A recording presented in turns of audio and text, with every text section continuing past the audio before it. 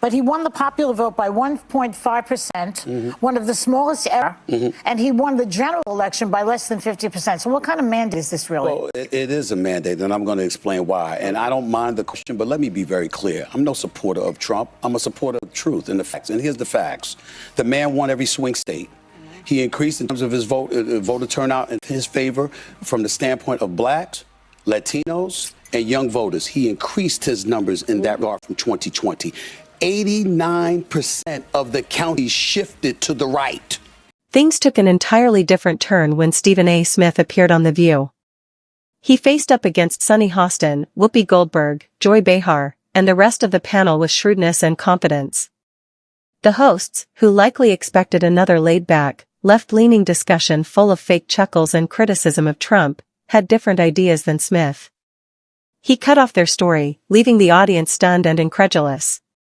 His political ambitions were even raised by The View, which asked him if he planned to run for president in 2028. Confident that he would defeat every other Democrat, he said. Even inside his own party, he is clearly attempting to position himself as a disruptive force willing to challenge the status quo. Now let's examine the event that made the vision unintelligible. Only been in office for 6 weeks. Seems like 6 years, doesn't it? And he's been going around with his cronies touting his so-called landslide and blowout win. But he won the popular vote by 1.5%, one of the smallest ever, and he won the general election by less than 50%. So what kind of mandate is this really? Well, it is a mandate. I'm going to explain why. And I don't mind the question, but let me be very clear. I'm no supporter of Trump. I'm a supporter of truth and the facts. And here's the facts. The man won every swing state. He increased in terms of his voter turnout in his favor from the standpoint of blacks, Latinos, and young voters. He increased his numbers in that regard from 2020. 89% of the counties shifted to the right. That's a mandate. We can sit up there and play around all we want to. In 2020, Trump didn't win the popular vote. He didn't win the electoral college vote. A matter of fact, the Republicans had won the popular vote, if I remember correctly, since 2004.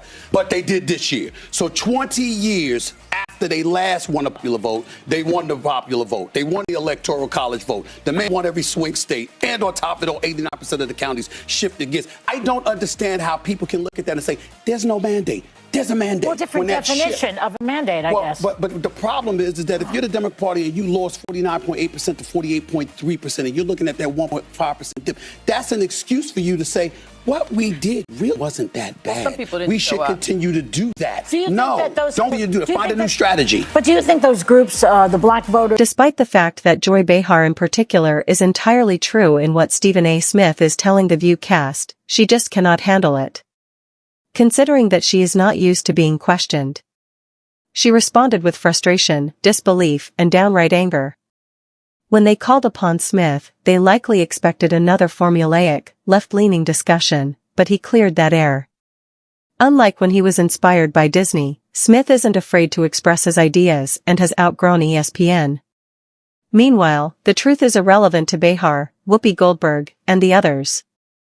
They refuse to admit that they were wrong about the last election and instead want to keep their supporters comfortable in their echo chamber. Ironically, despite their reluctance to do so, their entire approach is based on changing principles to stay politically relevant. Unlike those who stick to their principles regardless of election outcomes, their goal is power rather than honesty. And that's exactly what Smith is saying. They need to rethink their approach if they want to win. But instead of listening, they dig deeper.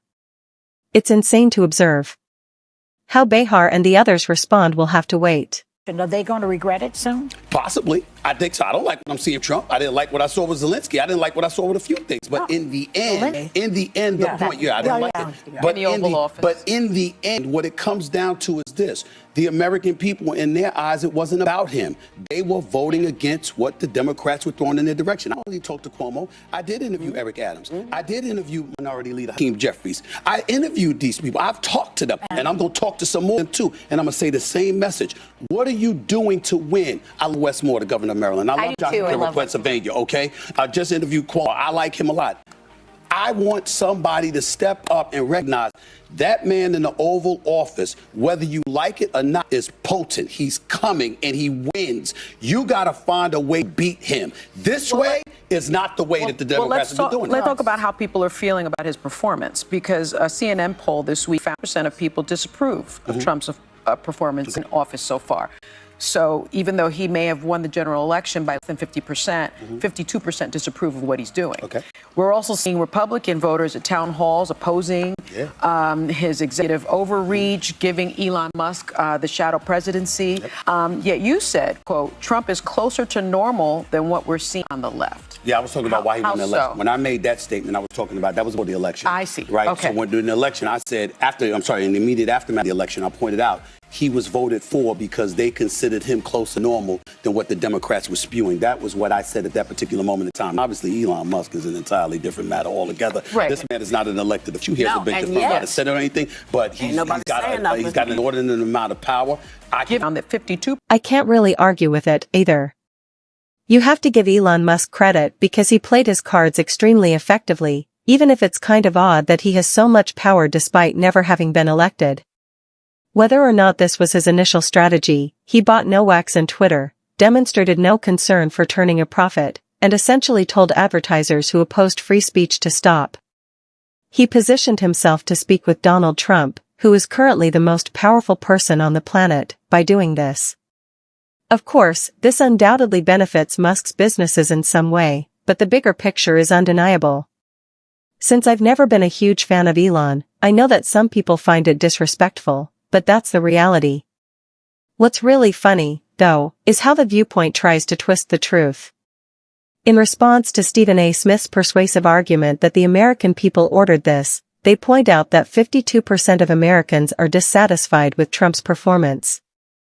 Let's now examine Joe Biden using the same logic. Do you know what his approval ratings are? Their use of mental acrobatics to bolster their narrative is funny. As if it would have been better to have Kamala Harris instead. Living daylights out of folks and the approval ratings, obviously we pay attention to that. But here's the bigger question. Who on the Democratic side are the American people pointing to and saying that's the person? Well, they don't have anybody yet. Well, we're 6 weeks in with National Voice. Right. We're 6 weeks in with Peter who. Jeffries. Everybody said let him do what he's doing so we can see what's going on. So now people are saying, well, what are you going to do as a Democrat? Well, wait a minute now. Y'all didn't want to hear what we had to say as Democrats. That wasn't what people voted for. True. So now we have a clear definition, and the American people will decide how they like what he's doing, because now it's affecting in a way that people were not anticipating. People who didn't think they would. If I were a neutral analyst, neither a Democrat nor a Republican, evaluating the situation objectively, I might admit that Donald Trump isn't perfect. Ironically, he is actually lagging behind Barack Obama in deportations, which may not sit well with some of his fans given that immigration was a major concern for his base. I am aware that some voters who are indifferent might be worried about other things. I think that was more of a distraction than a major issue, but maybe they didn't appreciate the way he spoke to Zelensky. In my opinion, though, he ought to deport more people. However, when you contrast Trump's support ratings, whether 52% or 48%, with the left's agenda under Biden, the disparity is evident. Instead of focusing on urgent issues, the Biden administration has supported policies like having trans generals in the military and naked demonstrators in the White House during Pride Month. Despite the mayhem that has defined Biden and Kamala Harris's administration, I would still expect that most reasonable people would select Trump's presidency since it at least offered some sort of routine.